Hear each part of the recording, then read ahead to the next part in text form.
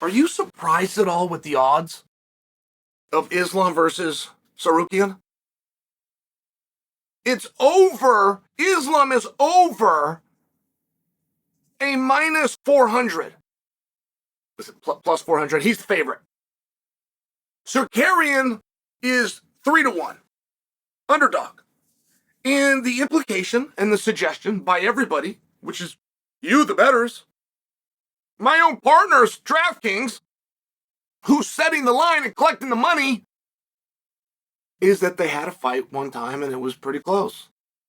And Tsarukyan's a lot better now than he was then. I'm pausing. Would anybody like to disagree? Because nobody ever has disagreed.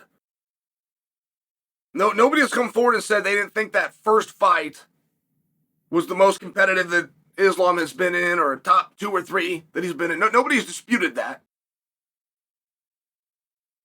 And nobody disputes that on short notice, and it might have even been the debut by Tsarukyan. It might have been his debut. It was definitely a short notice and went all 5 rounds. Like, that's a pretty tough road to hoe.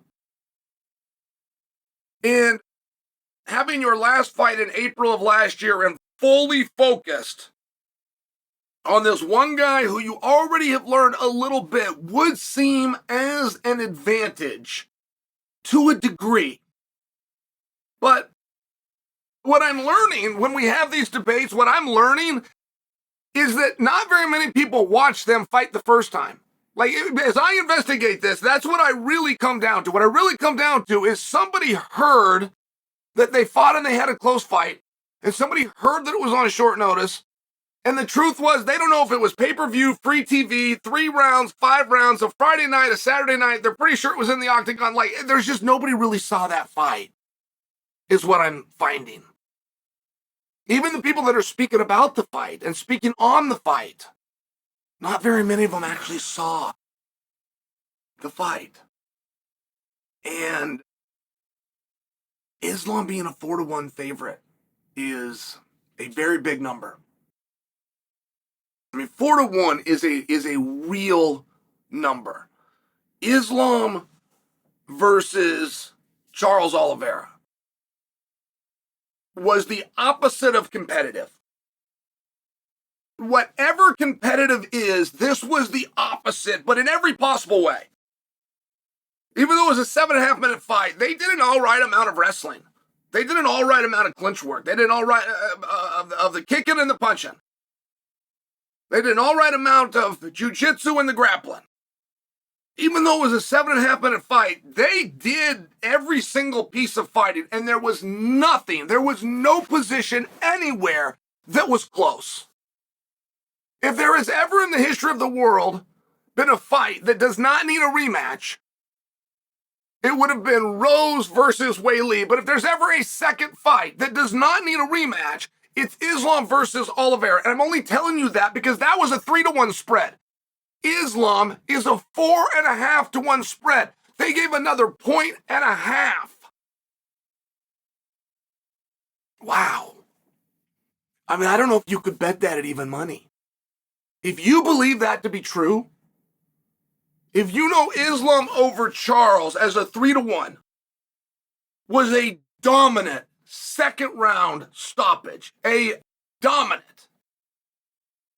If you're accepting these odds with a 1.5, then you're also accepting that this is going to be a dominant finish, which is where you would put your money to get even better odds. It would seem. And as I give you that, I'm not giving you advice on handicapping, of which I'm one of the few people on the internet that is not scared to do. I'm just not in this case. I'm trying to juxtapose and get you to ultimately admit that you didn't see Tsarukyan and Islam fight the first time. You didn't see it. You weren't interested. There wasn't a party. You don't know much about it. Maybe you even had it on in the background, but you didn't sit and watch it because 25 minutes of a guy that Khabib says is good and another guy whose name you can't even pronounce is not all that interesting to you. So what should we expect to happen here? And you got to understand the weight class, guys. In front of everything else, let's always use history as our trajectory to the future. And the greatest ever, the greatest of the last 20 years, for that size of man, the most dominant, is a guy named Jordan Burroughs. And that would not be disputed. That would be he would go in a top 3 conversation for the best to have ever done combat. And he would go into the category of the best of the last 20 years to have done combat. But the problem is he's that size. He's that 55. He's that 65 size. And those guys just don't show dominance. They just don't go undefeated. There's simply too good of athletes, and there's too many of them that do combat to go out and roll over somebody. You don't have a time throughout history when you could show me a gap with that size of an athlete.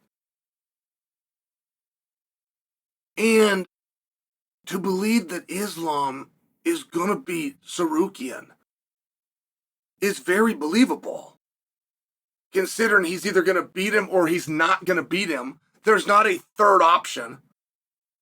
Do you ever see some prick that wants to sell you a book? He wants to tell you about some course about the market and stocks. He can tell you all these things about stock. You ever see that guy? A stock can do 2 things. It can go up or it can go down. There's not a third option. You don't really need the course. And so I'm just bringing for you, like, yeah, it's not all that outside of an idea to believe that Islam is going to beat a guy who he's already beaten. But it is an incredible statement believing that somebody in this 155-pound size is more dominant than the field to an idea of 4-1. We haven't seen anybody like that. And there is, of course, one exception, of course. But of course I'm not counting him.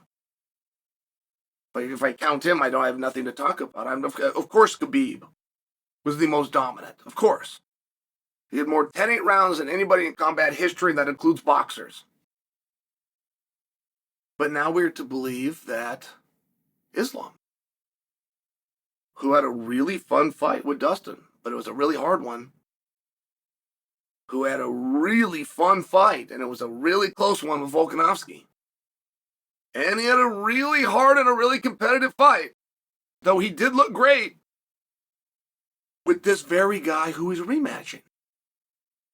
It seems like a very difficult proposition. But 4-1, 4.5-1 is a 1.5 stronger than Oliveira had against him. And I just think that you might find that surprising. I did.